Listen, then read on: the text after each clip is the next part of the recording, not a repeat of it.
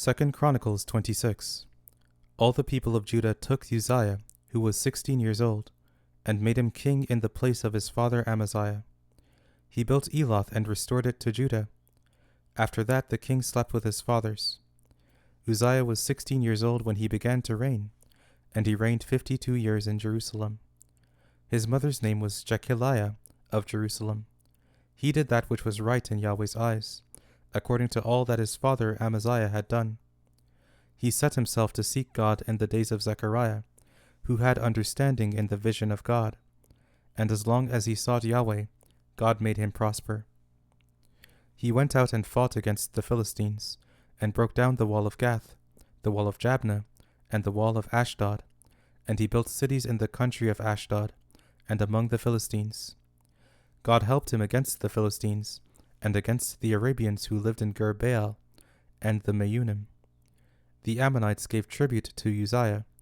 His name spread abroad even to the entrance of Egypt, for he grew exceedingly strong. Moreover, Uzziah built towers in Jerusalem at the corner gate, at the valley gate, and at the turning of the wall, and fortified them. He built towers in the wilderness, and dug out many cisterns, for he had much livestock, both in the lowlands and in the plains. He had farmers and vineyard keepers in the mountains and in the fruitful fields, for he loved farming. Moreover, Uzziah had an army of fighting men who went out to war by bands, according to the number of their reckoning, made by Jael the scribe and Maaseiah the officer, under the hand of Hananiah, one of the king's captains.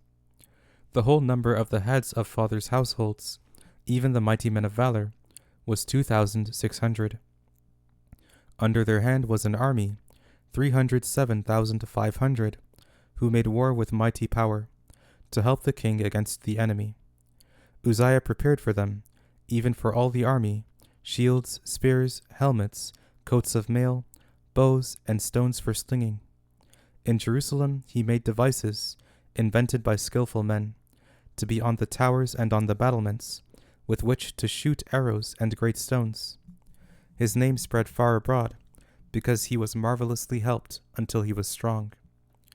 But when he was strong, his heart was lifted up, so that he did corruptly, and he trespassed against Yahweh his God. For he went into Yahweh's temple to burn incense on the altar of incense. Azariah the priest went in after him, and with him 80 priests of Yahweh, who were valiant men. They resisted Uzziah the king, and said to him, "It isn't for you, Uzziah, to burn incense to Yahweh, but for the priests the sons of Aaron, who are consecrated to burn incense.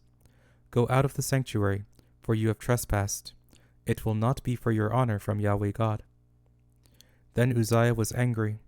He had a censer in his hand to burn incense, and while he was angry with the priests, the leprosy broke out on his forehead, before the priests in Yahweh's house, beside the altar of incense.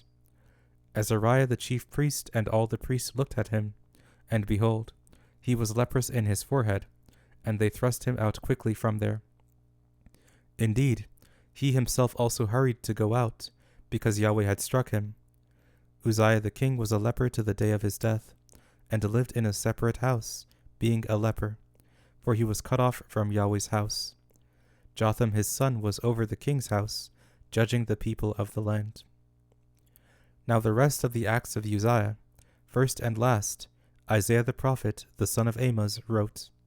So Uzziah slept with his fathers, and they buried him with his fathers in the field of burial, which belonged to the kings.